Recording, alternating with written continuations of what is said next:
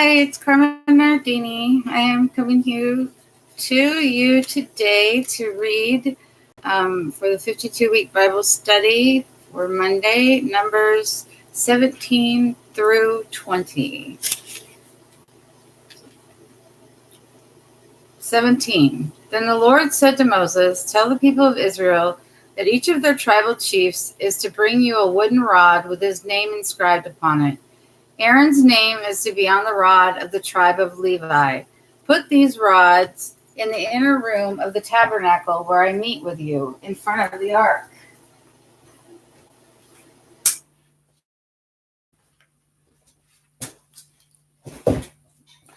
I will use these rods to identify the man I have chosen, for buds will grow on his rod. To the people, and each of the 12 chiefs, including Aaron, brought him a rod. He put them before the Lord in the inner room of the tabernacle. And when he found that Aaron's rod, the tribe of Levi, had budded and was blossoming, and had ripe almonds hanging from it. When Moses brought them out to show the others, they stared in disbelief, and each man except Aaron claimed his rod. Then the Lord told Moses to place Aaron's rod permanently beside the ark as a reminder of this rebellion.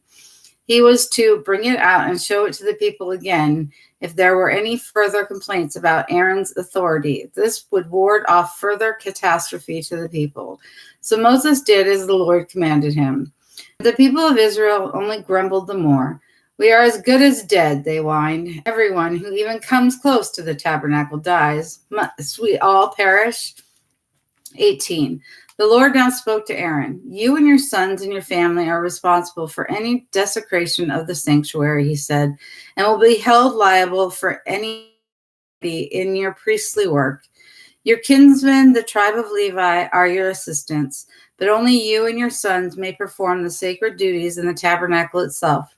The Levites must be careful not to touch any of the sacred articles or the altar, lest I destroy both them and you. No one who is not a member of the tribe of Levi shall assist you in any way. Remember, only the priests are to perform the sacred duties within the sanctuary and at the altar. If you follow these instructions, the wrath of God will never again fall upon any of the people of Israel for violating this law. I say it again, your kinsmen, the Levites, are your assistants for the work of the tabernacle. They are a gift to you from the Lord. But you and your sons, the priests, shall personally handle all the sacred service, including the altar and all that is within the veil. For the priesthood is your special gift of service. Anyone else who attempts to perform these duties shall die." The Lord gave these further instructions to Aaron. "I have given the priests all the gifts which are brought to the Lord by the people. All these offerings presented to the Lord by the gesture of waving them before the altar belong to you and your sons by permanent law. The grain offering, the sin offerings, and the guilt offerings are yours, except for the sample presented to the Lord by burning upon the altar. All these are most holy offerings. They are to be eaten only in a most holy place and only by males. All other gifts presented to me by the gesture of waving them before the altar are for you and your families, sons and daughters alike. For all the members of your families may eat these unless anyone is ceremonially impure at the time. Yours also are the first of the harvest gifts the people bring as offerings to the Lord, the best of the olive oil, wine, grain, and every other crop. Your families may eat these unless they are ceremonially defiled at the time. So everything that is dedicated to the Lord shall be yours, including the firstborn sons of the people of Israel and the firstborn of their animals. However, you may never accept the firstborn sons, nor the firstborn of any animals that I do not permit for food. Instead, there must be a payment of $2.50 made for each firstborn child. It is to be brought when he is 1 month old. However, the firstborn of cows, sheep, or goats may not be brought back. They must be sacrificed to the Lord. Their blood is to be sprinkled upon the altar, and their fat shall be burned as a fire offering. It is very pleasant to the Lord. The meat of these animals shall be yours, including the breast and right thigh that are presented to the Lord by the gesture of waving before the altar. Yes, I have given to you all of these wave offerings brought by the people of Israel to the Lord. They are for you and your families as food. This is a permanent contract between the Lord and you and your descendants.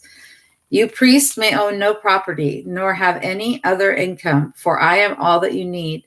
As for the tribe of Levi, your relatives, they shall be paid for their service, for their tithes, with the tithes from the entire land of Israel.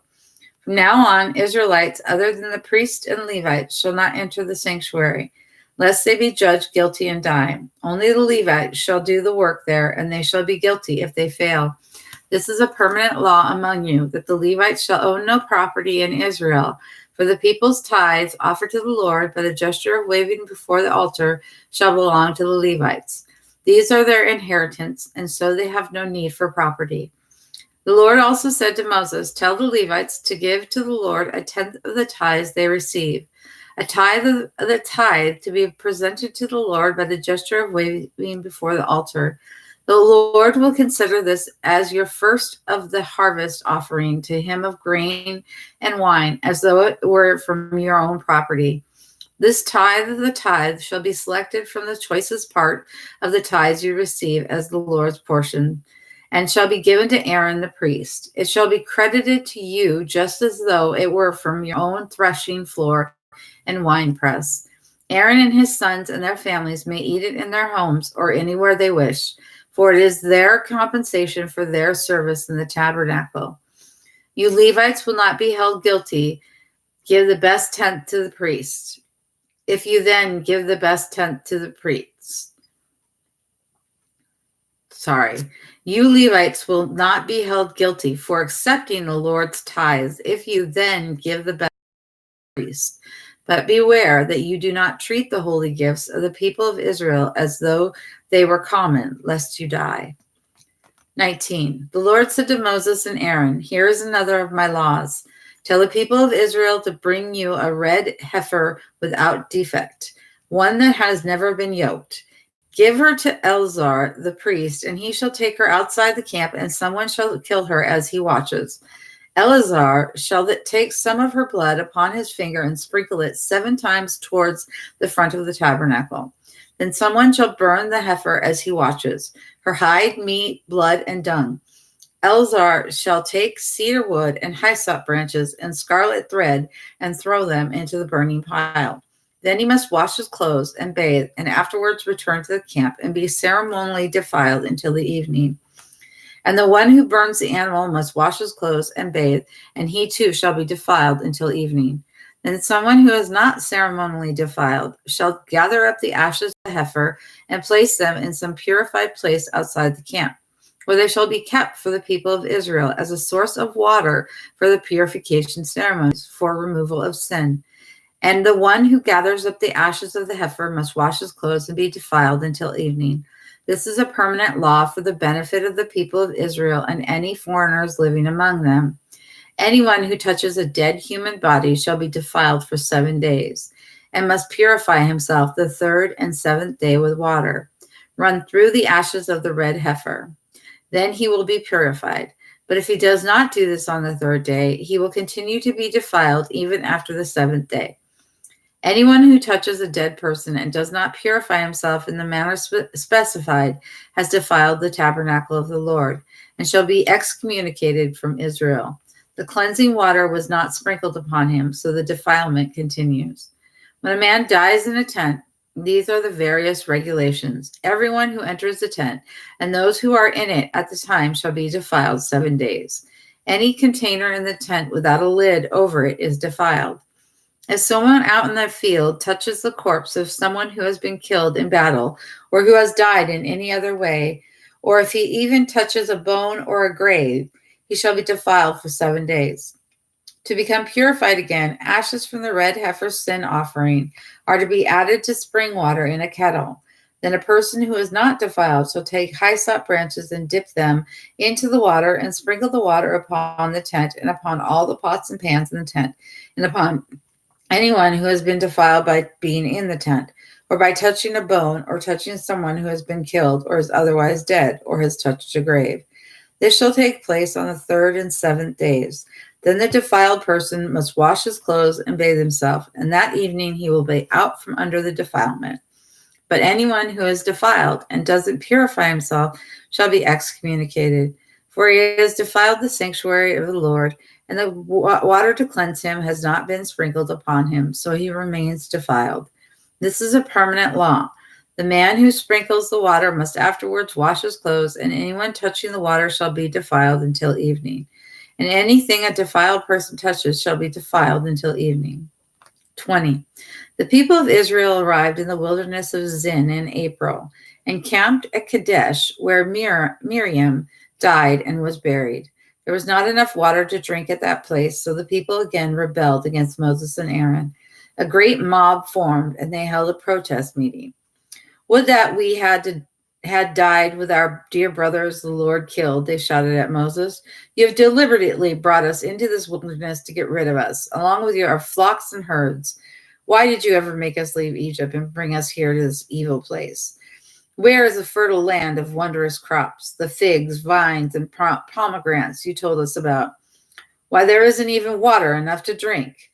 Moses and Aaron turned away and went to the entrance of the tabernacle, where they fell face downward before the Lord, and the glory of Jehovah appeared to them. And he said to Moses, Get Aaron's rod, then you and Aaron must summon the people. As they watch, speak to that rock over there and tell it to pour out its water. You will give them water from a rock, enough for all the people and all their cattle. So Moses did as instructed. He took the rod from the place where he was kept before the Lord. Then Moses and Aaron summoned the people to come and gather at the rock, and he said to them, Listen, you rebels, must we bring you water from this rock? Then Moses lifted the rock and struck the rock twice, and water gushed, and the people and their cattle drank. But the Lord said to Moses and Aaron, Because you did not believe me, and did not sanctify me in the eyes of the people of Israel, you shall not bring them into the land I have promised them. This place was named Meribah, meaning the rebel waters, because it was where the people of Israel fought against Jehovah and where he showed himself to be holy before them. While Moses was at Kadesh, he sent messengers to the king of Edom. We are the descendants of your brother Israel, he declared. You know our sad history, how our ancestors went down to visit Egypt and stayed there so long and became slaves of the Egyptians. But when we cried to the Lord, he heard us and sent an angel who brought us out of Egypt.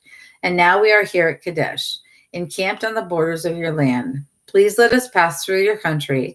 We will be careful not to go through your planted fields, nor through your vineyards. We won't even drink water from your wells, but will stay on the main road and not leave it until we have crossed your border on the other side. But the king of Edom said, Stay out. If you attempt to enter my land, I will meet you with an army. But sir, protested the Israeli ambassadors, we will stay on the main road and will not even drink your water unless we pay whatever you demand for it. We only want to pass through and nothing else. But the king of Edom was adamant. Stay out, he warned, and mobilizing his army, he marched to the frontier with a great force. Because Edom refused to allow Israel to pass through their country, Israel turned back and journeyed from Kadesh to Mount Hor. Then the Lord said to Moses and Aaron at the border of the land of Edom, The time has come for Aaron to die, for he shall not enter the land I have given the people of Israel, for the two of you rebelled against my instructions concerning the water at Meribah. Now take Aaron and his son Eleazar and lead them up onto Mount Hor. There you shall remove Aaron's priestly garments from him and put them on Eleazar his son, and Aaron shall die there. So Moses did as the Lord commanded him. The three of them went up together into Mount Hor as all the people watched. When they reached the summit, Moses removed the priestly garments from Aaron and put them on his son Eleazar, and Aaron died on the top of the mountain. Moses and Eleazar returned, and when the people were informed of Aaron's death, they mourned him for 30 days. And that's all I have for you today. I hope you enjoyed. See you next week.